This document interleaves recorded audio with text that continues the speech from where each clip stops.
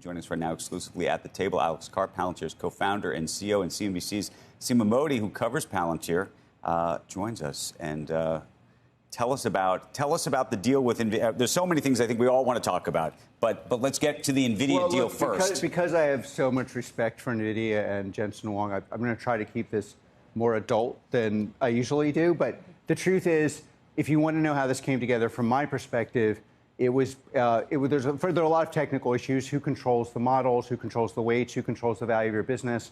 We're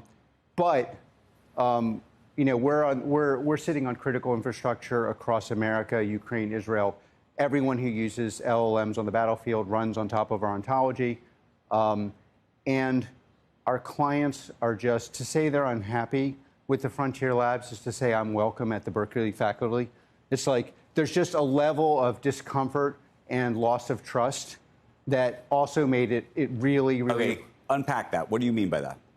Well, so when you're using large language models, at this point, everyone technical realizes they're like a critical resource.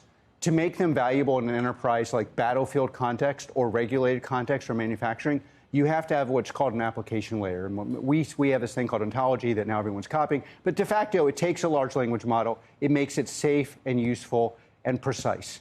So safe because it doesn't touch your unlearning data. Safe because it prevents the large language model from caching your data and replicating your business.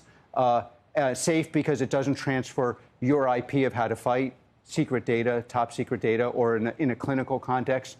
So the general way these things were sold, and again, these people are, Sam and Dario, there's nothing more fun than debating Dario in private. So I'm not throwing shade at them, but something has gone completely wrong.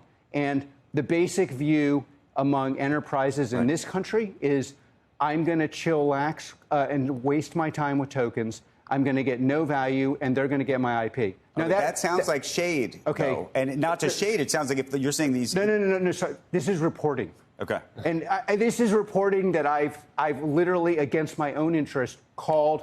These are like I'm profiting from this, right? So the reality is, you may not like us at my former school, Haverford or Berkeley, but enterprises in this country trust and love us, especially ones that are involved in critical infrastructure, both public and private. Okay, so I want for those countries, we're coming up to July 4th, I want for us and our friends across the globe to have the very best tech resources. In fact, the whole secret of Palantir is the forward deployed model, the products that have been 5 years ahead. You've been with me for a long time.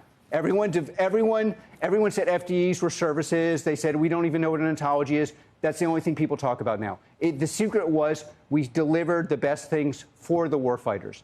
Those warfighters have serious trust issues, but it's not just the vis-a-vis Frontier Labs. Then you have my enterprises in the private sector who have the same issues. They're like, why would they get access to my data if they're going to build my alpha? Why wouldn't I control the weights? And that's where you get this partnership. What aligns me with Nvidia, and I think is what the technical customers want, which is control over their compute, their models, their data stack, and their alpha. They want to know they own the means of production. It's not being transferred to someone else. They're not interested in some fake deploy co that somehow is deploying tokens that transfers the alpha to a third party. And the jig is up. And so we have to figure out a way, our products are agnostic. We now sell a product to customers that allows you to switch from model to model and we're completely agnostic. But we need to rebuild trust, and that trust is going to happen where everyone gets to ask and answer basic questions. Who owns the data? Where is it cached? Are the prompts secure? Is this being transferred to you? Are you being okay? If it was so valuable, let's say I can make you $1 billion tomorrow. Wouldn't I say, I'll make you $1 billion and I want 30%? Why are they charging for tokens if it's so valuable? So then, Alex, if the key, from what I'm hearing you say, is a secure, American-born, open-source model, how quickly can your model compete with the frontier AI models in terms of reasoning and agentic AI tasks? Okay, what I am claiming, obviously slightly true but slightly self-centered, is it's the model plus an application layer plus compute. It is really all three. So in our jargon, It's the value, the reason, okay, just look at our financials. The reason why everyone is chillaxing with bad financials and growth with losing money is the client refuses to pay the true cost. The two places that actually make money, like profit, free cash flow, are our application layer called Ontology and compute.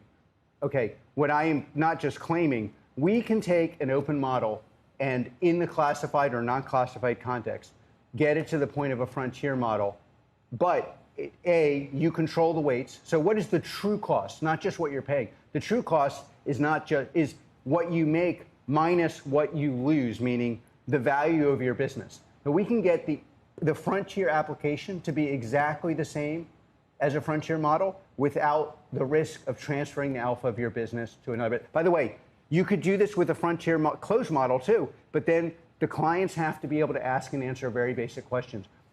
Are you keeping the data? Are you going to enter our business? What do you in the classified context? When the Department of War goes to you and says, "I need this application," do they get to control the weights to do it, or do you get to control the weights? Are we really going to outsource the battlefield of this country to the consensus view in Silicon Valley?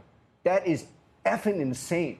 And by the way, every single enterprise in this country, in private, a lot of them don't want to speak in public because it gets outsourced to the neurodivergent crazy person that apparently is on drugs, the one thing I don't do.